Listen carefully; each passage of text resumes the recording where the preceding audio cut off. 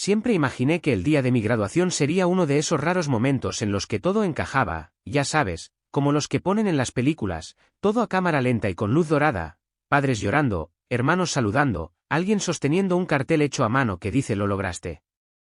Como si acabara de ganar el Super Bowl o algo así.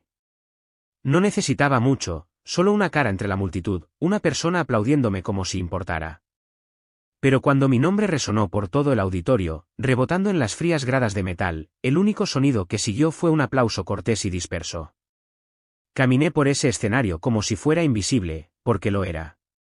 Había toda una fila reservada con mi apellido, familia Green de graduada. Incluso lo había verificado el día anterior, 6 asientos, pasillo central. Pero esos asientos permanecieron vacíos mientras los otros graduados se tomaban selfies con madres sollozando y padres orgullosos. Yo seguía mirando hacia atrás, esperando que tal vez el tráfico estuviera mal, tal vez llegaban tarde, tal vez esta no era la remate de una broma de la que había sido el pie desde que tenía 10 años. No era tráfico. No era una emergencia. Ni siquiera era olvido. Era Chloe otra vez, mi hermana pequeña, Chloe Green, 18 años, 1,78 metros, beca completa para ninguna parte, pero con una cara que podría ponerla en la portada de Vogue si el viento le diera justo. Había reservado una sesión de fotos de última hora con un fotógrafo prometedor de Los Ángeles, y aparentemente toda mi familia decidió que eso era más importante que la culminación de 4 años de semestres de 18 créditos, turnos nocturnos en el restaurante y préstamos estudiantiles del tamaño de una pequeña hipoteca. No lloré, no al principio. Solo sonreí, la clase de sonrisa que te duele en los dientes, tomé mi carpeta del diploma con manos temblorosas y salí del escenario lo más rápido que pude sin caerme con esos estúpidos tacones. En el vestuario, me senté en una silla plegable, mirando fijamente la toga azul marino que me hacía picar la piel, la borra balanceándose de un lado a otro frente a mis ojos como una especie de cruel metrónomo. Revisé mi teléfono, esperando un mensaje de texto, una llamada, una notificación perdida. Tal vez estaban atrapados en el estacionamiento y se sentían fatal por ello, tal vez estaban corriendo ahora. En cambio, lo vi, una publicación de mi madre en Facebook, de hace ya 2 horas. Orgullosos de nuestra hermosa Chloe hoy. Grandes cosas están por venir. El pie de foto estaba debajo de una foto perfectamente filtrada de Chloe con un vestido sin espalda, apoyada contra una pared de concreto, mientras que mi padre, mi madre e incluso mi tío Rey estaban detrás de ella, sonriendo como si acabara de comprometerse. Mi abuela también estaba allí. Hice zoom para asegurarme, sí, ese era su bastón. Me quedé mirando esa foto durante mucho tiempo, como si al mirar lo suficiente, pudiera detectar algún detalle que explicara todo esto, tal vez una pista de que pasarían más tarde, o que todo esto era solo un malentendido. Pero no lo era. Ahí es cuando me golpeó, no como una bofetada, más como una ola de cocción lenta que se eleva detrás de mis costillas, la clase de realización que no quieres admitir porque es simplemente demasiado patética. Nunca planearon venir realmente. En algún punto entre la foto de Chloe y mi diploma, tomaron una decisión, y no fui yo. Todavía estaba sentada allí, con la toga a medio quitar, el pelo deshecho, cuando mi teléfono vibró de nuevo. Un mensaje de mi padre, el único hombre que siempre rondaba en algún lugar entre allí pero no realmente y emocionalmente distante pero económicamente presente. Nunca se perdía un pago, pero no me había abrazado desde que tenía 14 años. Casi no lo abrí. Pensé que sería algo como, espero que la graduación haya ido bien o lo sentimos, estábamos ocupados. Pero no. Eran solo 5 palabras, tenemos que hablar urgentemente. Sin puntuación, sin amor, papá, solo pánico frío y rígido. Y así, todo cambió. Porque si él decía que era urgente, tenía que ser serio. Este hombre no hacía emociones, diablos, apenas hacía contacto visual. La última vez que llamó algo urgente fue cuando el calentador de agua explotó e inundó el sótano. Entonces, ¿por qué ahora? ¿Por qué hoy de todos los días decidió romper el silencio familiar? Me quedé mirando la pantalla, con los pulgares flotando sobre el teclado, el corazón latiendo más fuerte que el aplauso que nunca recibí. Todavía podía oír a los otros graduados riendo afuera, tomando fotos bajo el sol con personas que realmente aparecieron para ellos. Me ardían las orejas. Me retorcía el estómago. ¿Se trataba de Chloe? ¿Sobre la sesión? ¿Alguien estaba herido? ¿O era esto solo otro insulto disfrazado? No podía decidir si quería gritar, sollozar o reírme en su cara. En cambio, solo escribí 2 palabras, ¿sobre qué? No esperaba una respuesta de inmediato, pero las burbujas aparecieron casi al instante. Estaba escribiendo, escribiendo, escribiendo. Luego se detuvo. Sin mensaje, solo silencio. Y en ese momento, me di cuenta de algo más, algo peor. Tal vez esto ni siquiera se trataba de mí. Tal vez, una vez más, era solo una espectadora en una historia escrita para otra persona. Pero algo en su voz, porque podía oír su tono incluso en esas 5 palabras planas, me decía que lo que sea que quisiera decir no iba a ser pequeño, y no estaba segura de estar lista para escucharlo. Déjame preguntarte algo y sé honesto. Si toda tu familia se saltó el día más importante de tu vida para ir a ver a tu hermana posar para una cámara, y luego tu padre te envió un mensaje de texto de la nada diciendo, tenemos que hablar urgentemente, ¿contestarías esa llamada? Porque yo lo hice, y todavía no sé si ese fue el mayor error de mi vida o el momento en que todo finalmente tuvo sentido. No dormí esa noche, ni un minuto. Me acosté encima de las sábanas con mi vestido de graduación, todavía abrochado hasta la mitad, mirando el ventilador de techo mientras giraba lentamente en círculos sobre mí, como si se burlara de la forma en que todo en mi vida seguía girando alrededor de Chloe. Seguía repitiendo el día en mi mente, el silencio en el auditorio, la fila vacía con nuestro apellido, el vacío de caminar por el escenario como un fantasma. Y no importa cómo lo girara, lo estirara o tratara de justificarlo, la verdad era clara. No lo olvidaron, y no llegaron tarde. Simplemente eligieron no venir. Miraron el calendario, vieron que ambas hijas tenían algo importante el mismo día, y la eligieron a ella de nuevo, como siempre. Y lo que realmente me sacó de quicio, lo que hizo que mi mandíbula se tensara y mi puño se apretara en la oscuridad, fue lo poco sorprendida que estaba. Me encantaría decir que era la primera vez, que era una traición impactante y fuera de lugar que puso mi mundo patas arriba, pero si soy honesta, era solo el capítulo final de un libro muy antiguo que me habían obligado a leer de principio a fin desde la infancia. La verdad es que Chloe ha sido la protagonista de nuestra familia desde que tengo memoria. Desde que tuvo la edad suficiente para formar frases completas, tuvo la extraña habilidad de atraer a todos a su órbita con esa voz almibarada, esos ojos grandes y ese instinto natural para saber exactamente cuándo sonreír, cuándo llorar y cuándo hacerse la tonta para evitar problemas. Solía pensar que era mágica. Ahora creo que es solo una maestra manipuladora que descubrió desde temprana edad que la gente ama la belleza más que la honestidad y el encanto más que el esfuerzo. Cuando tenía 10 años y Chloe 6, tuve una fiesta de cumpleaños en la bolera. Invité a 10 niños. Estaba tan emocionada. Pero una hora después, Chloe tropezó y se raspó la rodilla en el pavimento de afuera. No grave, apenas un rasguño, pero lloró, por supuesto, fuerte y dramática, y mi madre inmediatamente decidió que la fiesta tenía que terminar temprano. Haremos un pastel en casa, dijo, ya empacando las bolsas de regalo. Los otros padres ni siquiera lo cuestionaron. Salimos de la bolera con mi pastel a medio comer en una caja de espuma de poliestireno y una hermana gimoteando en el asiento trasero. Esa fue la primera vez que recuerdo darme cuenta de que el dolor de Chloe, sin importar cuán pequeño fuera, siempre tenía más peso que mi alegría. Cuando llegué a la escuela secundaria, había dejado de luchar por la atención por completo. ¿Cuál era el punto? Obtuve sobresalientes, tenía un trabajo de medio tiempo, no bebía ni salía a escondidas, pero fue Chloe quien obtuvo el protagonismo por entrar en el equipo de animadoras, aunque la dejaron en el banquillo la mitad de la temporada por faltar a la práctica. Cuando me aceptaron en la universidad, hubo una buena cena, una foto familiar, una de esas rígidas en las que papá se paraba detrás de nosotros con su mano sobre mi hombro como un extraño. Pero cuando Chloe firmó con esa agencia de modelos 6 meses después, mamá reservó una cena privada en un restaurante en la azotea y brindó por ella como si hubiera curado el cáncer. Todos publicaron la foto de esa noche. Nadie publicó nada de la mía. Así que no me sorprendió que se perdieran mi graduación.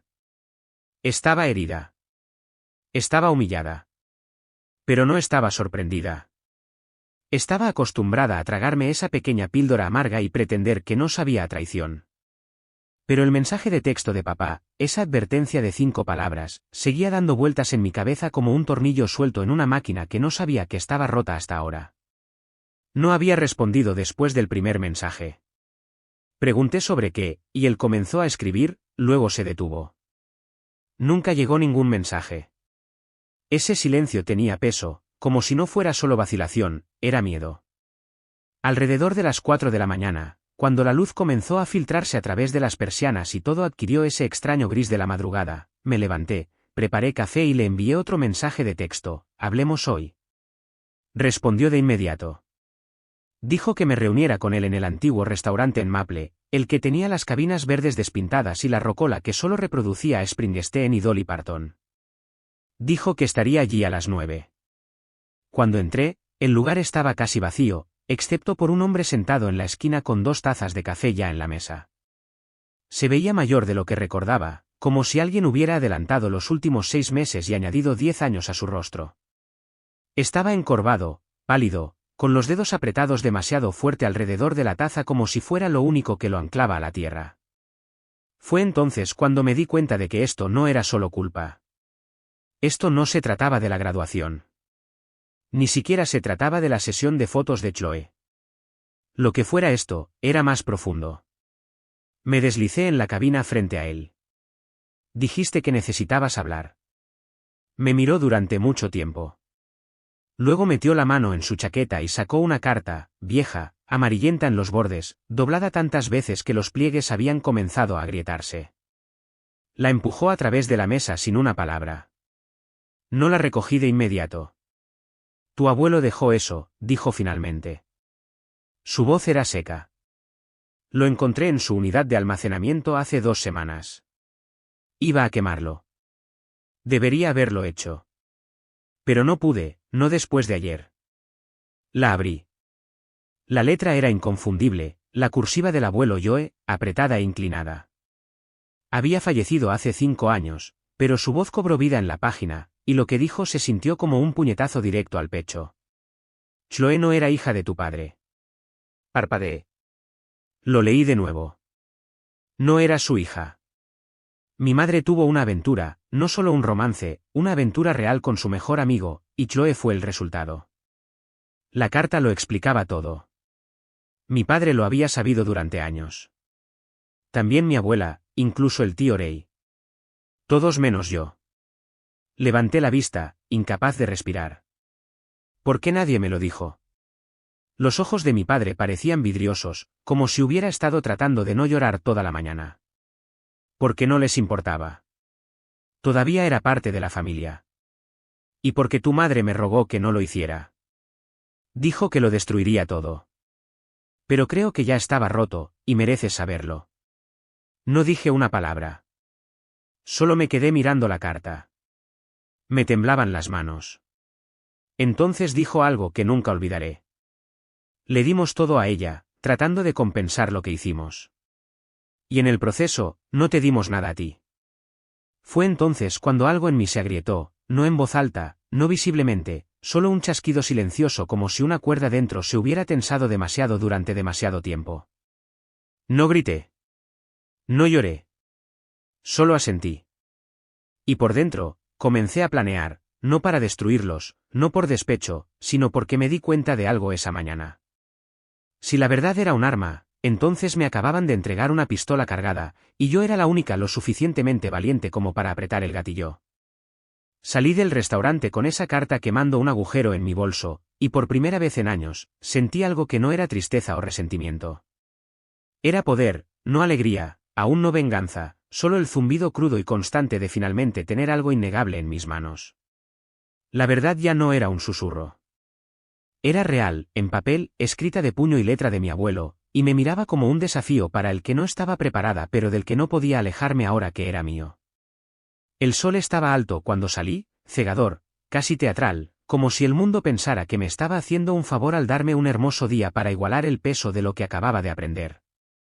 Pero todo lo que podía ver era el rostro de Chloe en mi mente, su perfecto puchero, la forma en que siempre sabía cómo inclinar la cabeza lo suficiente para ablandar a todos. La imaginé presidiendo esa sesión de fotos, mientras el resto de ellos estaban de pie a su alrededor adorándola, alimentándola con fresas o lo que diablos comen las modelos entre los flashes de la cámara, completamente inconscientes de que la base misma de la historia sobre la que habían construido su familia se acababa de hacer añicos. Cuando volví a mi apartamento, no entré de inmediato. Me senté en mi coche durante casi una hora, agarrando el volante y leyendo la carta una y otra vez, como si pensara que tal vez había algo más escondido entre las líneas. Pero todo estaba allí, simple y deliberado. La aventura de mi madre había durado casi 2 años. Comenzó cuando Chloe todavía era una niña pequeña. Su verdadero padre había sido el mejor amigo de mi padre desde la universidad, un hombre llamado Patrick Dier. Había estado en nuestra casa tan a menudo cuando éramos niños que solía pensar que era solo otro tío. Recuerdo cómo Chloe solía correr hacia él en el momento en que entraba por la puerta, riendo y trepando a su regazo como si estuvieran magnetizados. Y recuerdo cómo mi padre siempre encontraba algo que hacer en otra habitación cuando Patrick aparecía. Mi abuelo se había enterado antes que nadie. Había una nota en la carta sobre cómo se había enfrentado a mi madre, cómo le había rogado que no lo contara, juró que había terminado, juró que Patrick estaba fuera de la imagen. Pero luego escribió algo que me heló: la niña no es de Michael. Hice los cálculos y vi cómo lo miraba. Ella lo sabía y creo que él también lo sabe. Así que mi padre lo supo durante años. Y sin embargo, se quedó. Se quedó y crió a Chloe como suya. Pero no por un gran sentido de perdón o decencia. No. Lo que hizo en cambio fue castigarme. No abiertamente, nunca me golpeó, nunca gritó, pero desapareció emocionalmente, me dejó flotar por la casa como una ocurrencia tardía, mientras que toda su energía se vertía en mantener la imagen de una familia normal y apuntalar la mentira en la que todos habían elegido vivir. Sabía que yo era suya, sabía que yo era en quien podía confiar, y aún así la eligió a ella, una y otra vez. Me quedé en la cocina durante mucho tiempo, tratando de decidir qué hacer con la carta. ¿Quemar? ¿Copiar? ¿Enviarla a cada contacto en mi teléfono y dejar que el caos se desarrolle sin levantar otro dedo?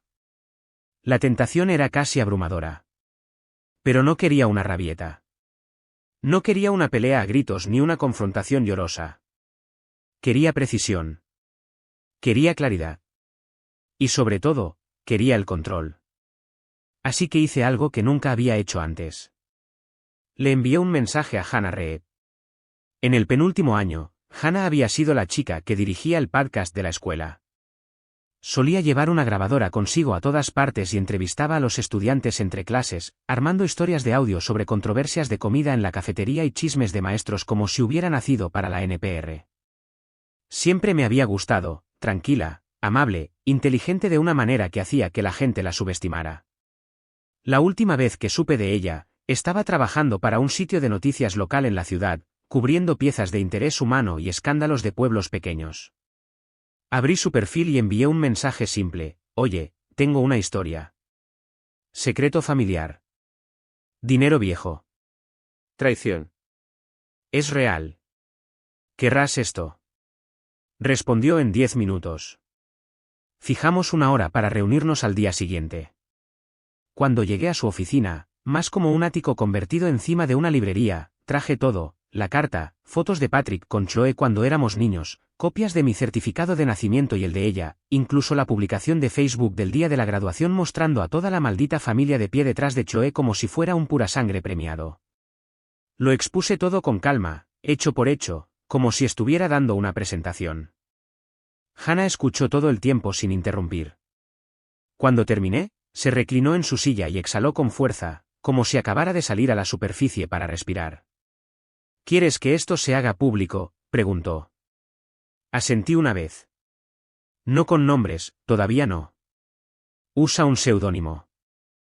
Llama a esto ficción si es necesario. Pero es real y merece ser escuchado. Ella estuvo de acuerdo. 2 días después, la pieza salió. Ella la tituló La hija invisible, y se extendió como fuego en hierba seca. La sección de comentarios explotó. Todos en nuestro pueblo lo leyeron. Todos en nuestra familia extendida lo leyeron. Las conjeturas comenzaron de inmediato, la gente especulando quién podría ser, quién era la hermosa niña dorada, quién podría ser el padre, uniendo pistas como si fuera un misterio de crimen real. Mi familia no sabía que yo estaba detrás de esto, al menos no al principio. Pero lo sintieron con fuerza. Mi tía llamó a mi madre llorando. Mi abuela borró su Facebook. ¿Y Chloe? Perdió un contrato de modelaje 2 horas después de que la historia se publicara. La agencia no quería asociarse con controversias familiares sin resolver. Sus palabras, no las mías. No me sentí triunfal, no exactamente. Lo que sentí fue más frío, más agudo, como si finalmente hubiera devuelto una bofetada que había estado resonando a través de los años desde la infancia. No quería que sufrieran. Quería que vieran, que entendieran lo que habían hecho, que no pudieran mirar a Chloe sin recordar cómo construyeron su pedestal sobre mi silencio. Esa noche, mientras estaba sentada en mi apartamento viendo crecer el alcance de la historia cada hora, sonó mi teléfono. Era mi madre. No contesté. Volvió a llamar. Aún así, dejé que sonara. Entonces apareció en mi puerta. Cuando la abrí, estaba parada allí como una estatua, pálida, temblorosa, con los labios apretados en una línea tensa que me decía que no estaba aquí para disculparse. No entiendes lo que has comenzado, dijo, su voz baja y frenética, casi como si tuviera miedo de que alguien pudiera estar escuchando desde detrás de los árboles. La miré fijamente, con los brazos cruzados. Comencé a decir la verdad, dije. Pero ella negó con la cabeza, con los ojos muy abiertos ahora, no enojada sino asustada. ¿Crees que termina con nosotros, con Chloe? No tienes idea con quién estás tratando. No pregunté qué quería decir, porque en el fondo ya sabía que esto no se trataba solo de una familia rota. Esto era algo más antiguo, algo más feo, y yo acababa de encender la mecha. La mañana después de que mi madre apareciera en mi puerta como si hubiera visto un fantasma, o peor, recordado uno, me senté en la mesa de mi cocina con una taza de café frío y mi computadora portátil abierta en la sección de comentarios del artículo, leyendo el caos que había desatado. La historia había cobrado fuerza de la noche a la mañana, compartida a través de foros y grupos de Facebook, extendiéndose como el tipo de incendio forestal que no notas hasta que está en la puerta de tu casa. La gente no solo estaba intrigada, sino que diseccionaba, analizaba, hambrienta de más. Y algunos de ellos estaban empezando a juntar las piezas. Algunos comentaristas mencionaron detalles que llegaban demasiado cerca de casa, un vestido en particular que había usado, el nombre de nuestra escuela secundaria sutilmente referenciado en una de las anécdotas. Incluso algunas capturas de pantalla granuladas de viejas publicaciones de Facebook familiares que habían sido limpiadas pero no antes de que alguien las hubiera archivado. El anonimato que había pedido se estaba deslizando, y entonces me di cuenta de que estaba de pie al borde de algo más grande de lo que había planeado. Había comenzado como un acto de recuperación, una venganza silenciosa para exponer los años que había pasado tragada por la sombra de otra persona, pero ahora sentía que estaba sosteniendo un cartucho de dinamita con la mecha ya encendida. Aún así, no me arrepentí, ni por un segundo. Había pasado tanto tiempo siendo la que miraba hacia otro lado, la que mantenía la paz, la que dejaba que otros hablaran más fuerte, brillaran más, robaran más espacio, y no iba a volver, no ahora. No supe nada de Chloe directamente, pero amigos en común comenzaron a contactarme. Una de ellas, Rachel, con quien no había hablado en casi un año, me envió una nota de voz en lugar de un texto. En ella, sonaba sin aliento, casi en pánico, como si estuviera tratando de elegir sus palabras cuidadosamente al mismo tiempo que me hacía saber que sabía. Emma, dijo, no sé si estás bien o lo que estás haciendo, pero Chloe se está volviendo loca, como una crisis total. Ella cree que todo el mundo se va a enterar, como realmente enterar. Dijo algo sobre asuntos legales, como demandar a alguien, deberías tener cuidado. Esa parte me hizo detenerme. ¿Asuntos legales? ¿Por qué? Chloe ni siquiera fue mencionada por su nombre en la pieza, y tampoco nadie más. Pero no se trataba de nombres, se trataba de vergüenza. Mi hermana había vivido toda su vida siendo adorada, fotografiada y alabada, y en el momento en que ese brillo dorado se resquebrajó, comenzó a entrar en pánico, no porque alguien hubiera mentido, sino porque alguien finalmente había dicho la verdad. Al mediodía, recibí una llamada de Hannah. Su voz no sonaba como lo había hecho durante nuestra última reunión. Atrás quedó la reportera fría y compuesta que había notado cada detalle con precisión quirúrgica. Ahora sonaba nerviosa, como si alguien acabara de tocar a su puerta con una advertencia y una sonrisa. Me dijo que alguien se había puesto en contacto con el sitio directamente, un informante anónimo preguntando quién era la fuente detrás de La hija invisible. Afirmaban conocer a la familia involucrada y querían asegurarse de que la periodista no estaba siendo manipulada por un hermano amargado con un rencor. Hannah no se lo creyó, pero estaba claro que el mensaje había sido enviado con intención.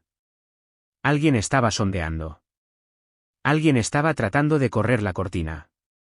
Me preguntó de nuevo si quería hacerme pública, no escondida detrás de metáforas o seudónimos, sino por mi nombre, con mi rostro, mi voz, mi prueba.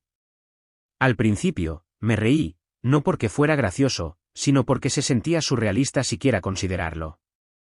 Entonces le dije, no, todavía no. El momento no era el adecuado.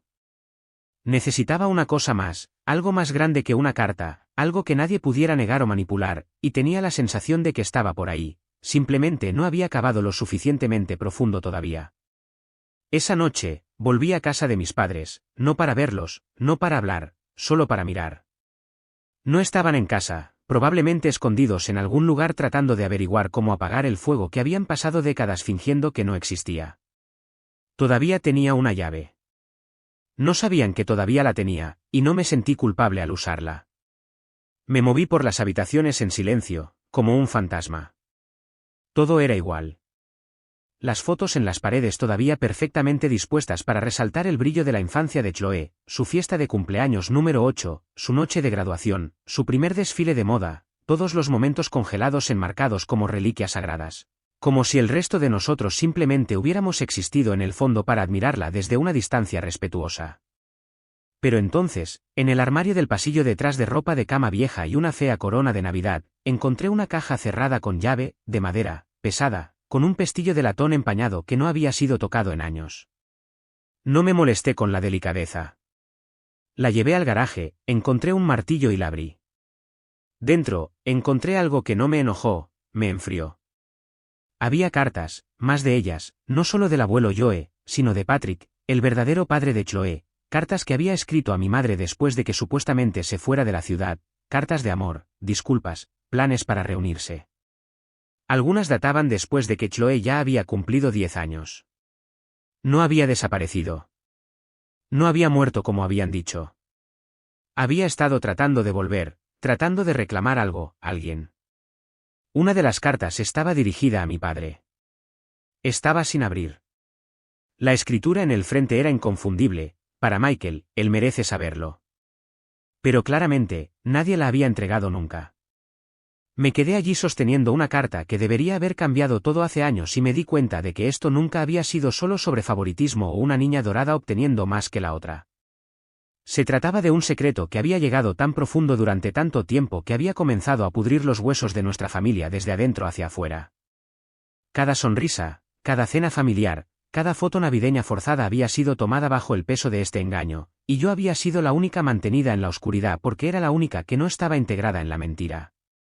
Tomé la caja y me fui. No cerré la puerta con llave detrás de mí. Al día siguiente, llamé a Hannah y le dije que estaba lista para constar en acta. Dudó, me preguntó si estaba segura, me recordó que una vez que la historia estuviera ahí con mi nombre, no habría vuelta atrás. Le dije que no estaba interesada en volver. Nos reunimos en su oficina de nuevo, y esta vez grabó toda la entrevista en vídeo. Me senté bajo un solo foco, sin maquillaje, sin preparación, sin guión, solo yo, la verdad y todo el peso que conllevaba. Cuando me preguntó por qué estaba haciendo esto, dije lo que nunca había dicho en voz alta antes. Crecí creyendo que no importaba porque nadie aplaudió cuando crucé el escenario, porque mi nombre nunca se imprimió en el boletín familiar, porque me enseñaron de miles de pequeñas maneras que las chicas calladas que no exigen atención no la merecen. Pero he terminado de estar callada, y quiero que todos sepan lo que sucede cuando la hija invisible decide hablar. La entrevista estaba programada para salir la semana siguiente, y sabía sin lugar a dudas que nada en nuestra familia volvería a ser lo mismo. El vídeo se publicó en vivo un jueves por la mañana exactamente a las 10, programado con el tipo de precisión silenciosa que se sentía casi ceremonial.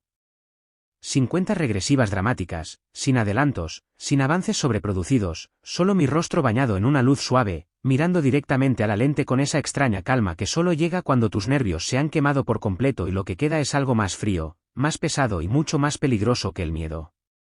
Lo vi una vez, hasta el final, sola en mi apartamento, sentada con las piernas cruzadas en el suelo con mi computadora portátil posada en el borde de la mesa de café y mis manos envueltas con fuerza alrededor de una taza de café que se había puesto tibia antes de que incluso terminara la primera pregunta. No lloré. No me inmuté. Simplemente me senté allí escuchando mi propia voz contar una historia que había vivido en mi piel durante años como un parásito que ni siquiera sabía que se estaba alimentando de mí hasta que finalmente lo arranqué, de raíz y todo, para que el mundo lo viera. Al mediodía, mi teléfono estaba vibrando sin parar, mensajes de antiguos compañeros de clase, compañeros de trabajo, amigos de los que no había sabido nada en años, incluso algunos extraños que de alguna manera me habían rastreado para decir cosas como, vi la entrevista, fuiste valiente o, esa también fue mi historia. Debería haberse sentido validante, como si finalmente hubiera reclamado algo, ocupado un espacio que nunca se me había ofrecido, y en cierto modo lo hizo. Pero lo que me sorprendió fue el silencio de las personas que más importaban, o solían importar. Mi padre no llamó. Mi madre no apareció esta vez. Chloe ni siquiera envió uno de sus clásicos textos dramáticos, del tipo con 20 signos de exclamación y un viaje de culpa disfrazado de disculpa. La familia Green se había callado, y era el tipo de silencio que no se trataba de paz, sino de cálculo. Esa noche, alrededor de las 11, mientras la calle afuera zumbaba con el murmullo bajo de los coches y una brisa de verano empujaba contra el cristal de mis ventanas, hubo un golpe en la puerta, un golpe lento y deliberado, no frenético, no tímido, simplemente firme. Abrí esperando tal vez a un reportero o un vecino entrometido, pero en cambio encontré a mi madre parada en el umbral con los hombros encorvados y los ojos inyectados en sangre como si no hubiera dormido en días.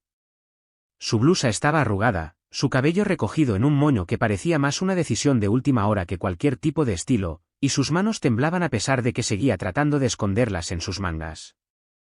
No iba a venir, dijo sin ningún saludo, sin siquiera entrar, pero ha pasado algo y necesitas saberlo. No respondí, no la invité a entrar, simplemente me apoyé contra el marco de la puerta y esperé. Echó un vistazo a su alrededor como si comprobara que nadie estuviera escuchando y luego susurró algo tan silenciosamente que casi no lo capté la primera vez. «Está vivo». Por un segundo, no entendí. Pensé que quería decir mi abuelo tal vez o algún otro miembro viejo de la familia arrastrado a este lío, pero entonces lo dijo de nuevo, más fuerte esta vez, Patrick, el padre de Chloe, está vivo. Ha vuelto. Sentí que algo cambiaba detrás de mis costillas, no exactamente miedo, no exactamente ira, algo más pesado, más oscuro, como si una puerta dentro de mí se hubiera abierto sin previo aviso. La miré fijamente tratando de procesar lo que eso significaba. Todos estos años me dijeron que estaba muerto, que se había mudado y muerto de un ataque al corazón o un accidente de coche o tal vez ambos dependiendo de quien contara la historia, pero siempre se había contado con esa finalidad que no dejaba espacio para preguntas, y ahora de repente no era un fantasma, era real, y aparentemente estaba mirando. Mi madre se acercó, su voz temblaba ahora no con tristeza sino con una clase de desesperación que no había visto de ella antes. Vio la entrevista, alguien se la envió.